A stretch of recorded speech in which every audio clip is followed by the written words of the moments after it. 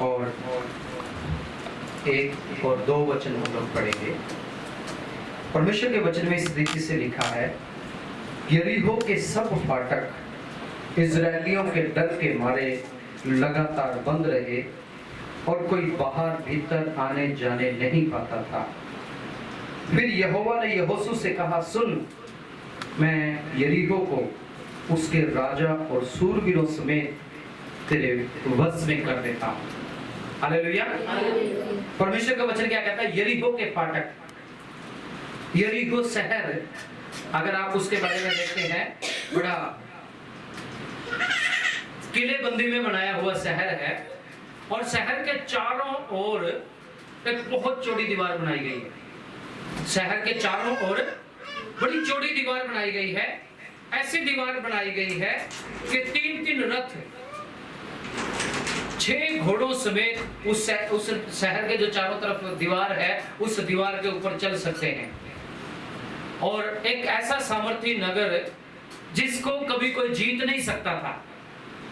और उन्होंने इस तरीके से उसे बनाया कि दुश्मन चाहे जितनी मर्जी कोशिश करे, ना तो उस दीवार को तोड़ सकता, ना उस दीवार को गिरा सकता, ना उस दीवार को नाश कर सकता, ना उस दीवार में छेद कर सकता और ना उस दीवार को पार कर सकता। पुराने समय में जब नगर बसाते थे, नगर के चारों तरफ या तो नदी नाले खोद देते थे या शहरपना बनाते थे ताकि कोई जंगली जानवर नगर में ना घुस जाए, दुश्मन ना हमला कर दे, या फिर चारों तरफ बाड़ बना दी जाती थी और उसमें बड़े भयंकर जीव जंतुओं को छोड़ दिया जाता था। अगर पानी बनाएंगे, पानी चारों तरफ रखेंगे तो मगरमच्छ वगैरह उसमें छोड़ देते थे ताकि कोई भी दुश्मन पानी के रास्ते शहर में दूसरे किसी तरीके से घुस ना जाए। यहां भी ऐसे था, बड़ी चौड़ी शहरपना है नगर के चारों ओर और इतनी चौड़ी शहरपना होने के बाद भी, नगर के चारों तरफ इतनी चौड़ी दीवार होने के बाद भी, परमेश्वर का वचन में लिखा है, इजरायलियों के डर के मारे नगर के फाटक बंद रहने लगे। हालेलुया।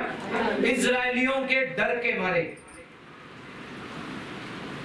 इतना मजबूत शहर है और सब कुछ है इसमें, राजा भी है, बड़े बड़े सूरवीर भी हैं, योद्धा भी हैं नगर में, और इस नगर के चारों तरफ एक चौड़ी शहरपना भी है, लेकिन फिर भी परमेश्वर ने इजरायलियों का डर उनके अंदर डाल दिया, जिसकी वजह से उनके दरवाजे, उनकी फाटक बंद रहने लगी। हालेलुया। कभी कभी परमेश्वर आपके विश्वास को देखता है। यहाँ इजरायलियों का विश्वास भी कुछ ऐसा ही है। ये जहां भी जाते हैं, ये अपने परमेश्वर के संदूक को लेके चलते हैं आगे आगे, और जहां जहां भी परमेश्वर के संदूक को लेके चलते हैं, परमेश्वर इनको विजय दिलाते हैं। हालेलुया। परमेश्वर इनको विजय दिलाता है, इनके सामने कोई ठहर नहीं सकता। और यहां भी ऐसा ही है इनके साथ।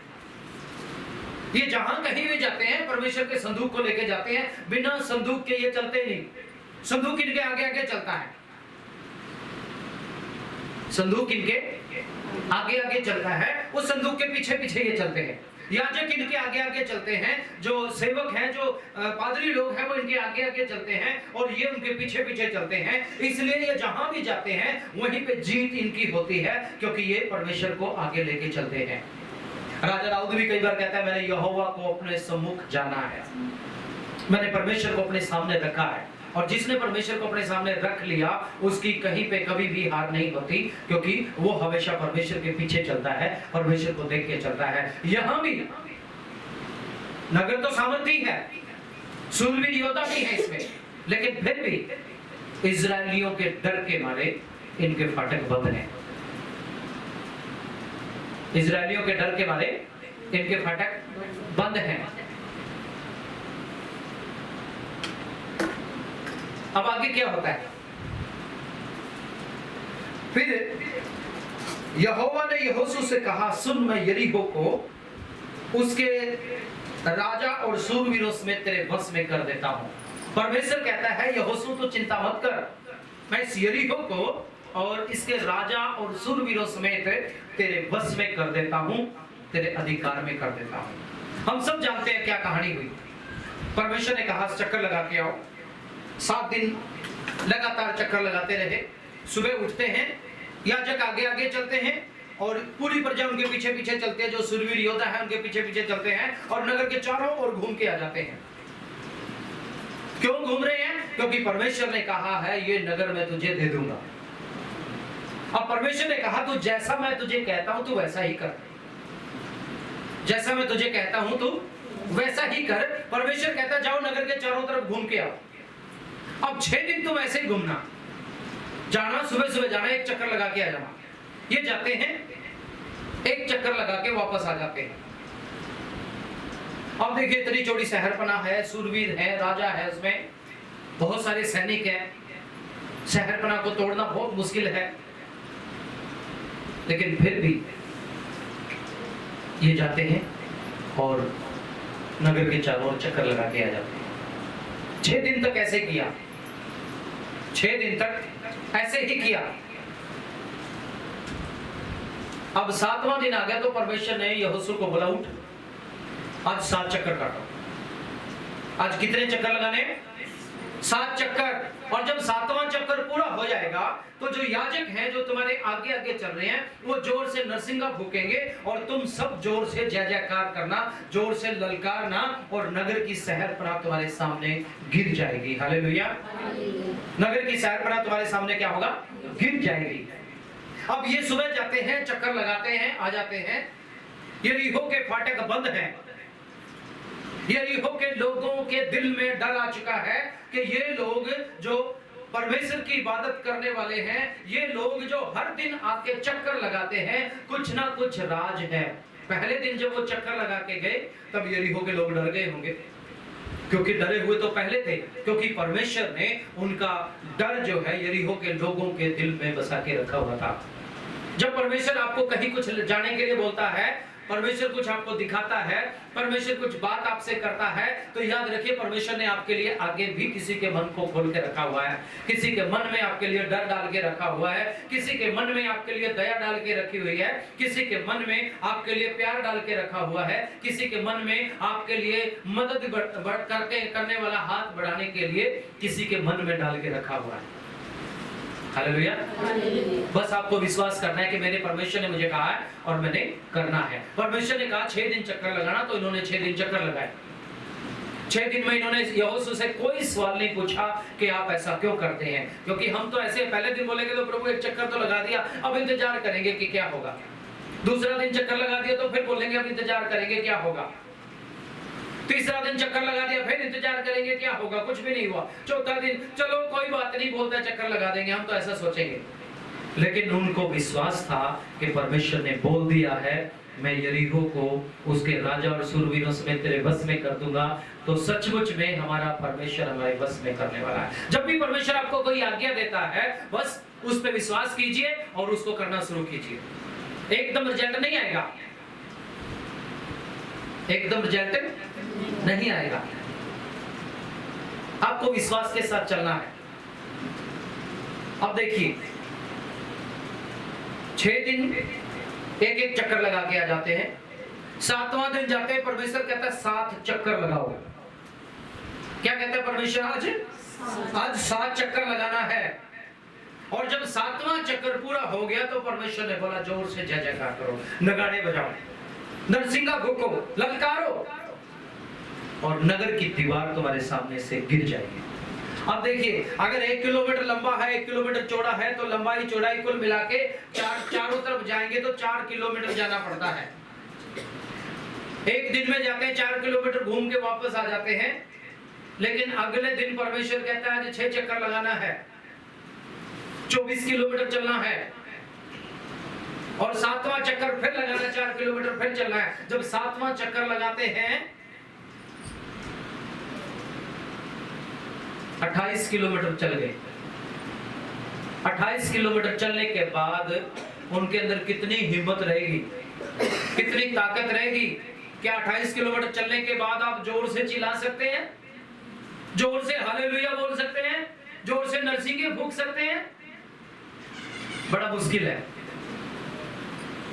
क्या कहना चाहता है परमेश्वर यहाँ?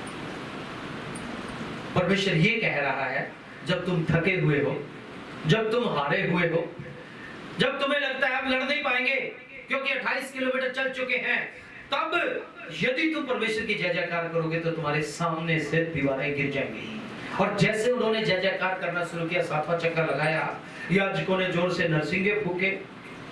जैसे 7वां चक्कर लगाया, ललकारना शुरू किया, नगर की शहरपना नींव से गिर गई। हालेलुया। नगर की शहरपना नींव से गिर गई।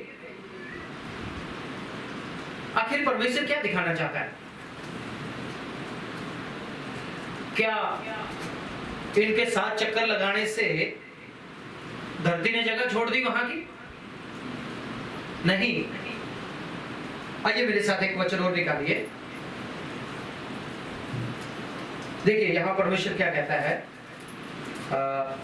इब्रानियों की पत्री और उसका 11 अध्याय और 30 वचन। विश्वास ही से यरीहो की शहरपना जब वे 7 दिन तक उसका चक्कर लगा चुके तो वो गिर गए। कैसे गिरी?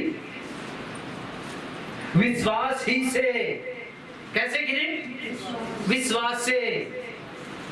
देखिए प्रभु का वचन क्या कहता है, विश्वास ही से यरीहो की शहरपना जब वे 7 दिन तक चक्कर लगा चुके थे तो वो गिर पड़ी। उनके अंदर विश्वास था कि हमारा परमेश्वर हमारे लिए सब कुछ कर सकता है, उसने कहा है तो बस हमें करना है। अगर आज आपको बोले जाके चक्कर लगा दो शहर के चारों तरफ, शहर तुम्हारा है, पहली बात तो आप जाएंगे नहीं, दूसरी बात आप विश्वास नहीं करेंगे, तीसरी बात आप इंतजार करेंगे और शक आपके अंदर होगा। विश्वास का उल्टा शक होता है। और शैतान चाहता है कि तुम प्रार्थना तो करो लेकिन मन में शक भी रखो। शैतान चाहता है कि तुम दुआ तो करो, प्रभु पे भरोसा तो करो, लेकिन उसके बीच में भी शक रखो। प्रभु का आज्ञा तो तुम मानो लेकिन आज्ञा मानते हुए भी तुम शक रखो। शक आपके विश्वास को खा जाता है, शक आपके चमत्कार को खा जाता है, शक आपकी आशीष को खा जाता है, क्योंकि आप सर्वशक्तिमान परमेश्वर पे शक करते हैं। विश्वास के साथ जो भी परमेश्वर आपको आज्ञा देता है उसे करना शुरू कीजिए। हालेलुया। परमेश्वर कहता है चलिए मैं तुम्हारे साथ हूं, तो विश्वास लेकर चलिए कि हाँ आज मैं जा रहा हूं तो मेरा परमेश्वर मेरे साथ है। और प्रभु का वचन कहता है, प्रभु यीशु मसीह कहता है जैसा तेरा विश्वास वैसे तेरे लिए हो जाएगा। हालेलुया। जैसा तुम्हारा विश्वास वैसा तेरे लिए हो जाएगा। अगर कोई प्रार्थना करे तो विश्वास करे कि उसको उसका उत्तर मिल चुका है, तो जैसा उसने मांगा उसे मिल जाएगा। विश्वास पहले करना है। अब यहोशू को परमेश्वर ने बोला मैं तेरे वश में करने वाला हूं, मैं तेरे वश में करने वाला हूं। देखिए ये वही शहर है जिसका भेद लेने के लिए भेदिए गए थे, जिसके बारे में लिखा था कि वो राजवंशी वहां पे रहते हैं। एक वेश्या ने उनको अपने घर में छुपा के रखा, पर वेश्या के मन में विश्वास था, राहब के मन में विश्वास था कि इनके परमेश्वर ने, उसने कहा भी कि सचमुच तुम्हारे परमेश्वर ने हमारे नगर को तुम्हारे वश में कर दिया है, इसलिए जब तुम इस नगर पे चढ़ाई करोगे तो मेरे परिवार को याद रखना। तो उन्होंने बोला एक कपड़ा अपने चौबारे पे बांध देना, जिससे हमें मालूम हो जाएगा कि ये तेरा घर है, और अपने घर के सब लोगों को उस घर में बुला के रखना। जो बाहर जाएगा उसके खून का पलटा उसी पे पड़ेगा, उस घर के अंदर रहेंगे तो तुम्हारी कोई नुकसान नहीं होगा। क्योंकि उसको पहले से विश्वास था कि परमेश्वर ने हमारा नगर, हमारा शहर इनके हाथ में दे दिया है।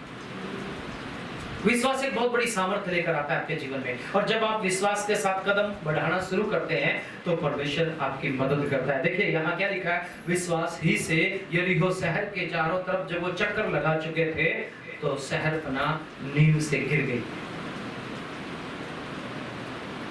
जब आप थक जाते हो, जब आप हार जाते हो, जब आप मेहनत करके कोशिश करके आप निष्फल हो जाते हो, आपको लगता है कुछ भी नहीं है, याद रखिए परमेश्वर ने आपको आज्ञा दिया है वो करने के लिए, और जब आप उसे विश्वास के साथ करते हैं कि हाँ मेरे परमेश्वर ने बोला है तो वो सचमुच करने में सामर्थी है, तो ये समझ लीजिए कि आपके लिए हो चुका है। अब बस आपको आगे बढ़कर उसको लेना है। मैंने एक प्रचारक को ऐसे भी कहते सुना कि यरीहो के लोग उनके ऊपर हंस रहे थे कि देखो ये पागल है जो चक्कर लगा के घूम रहे।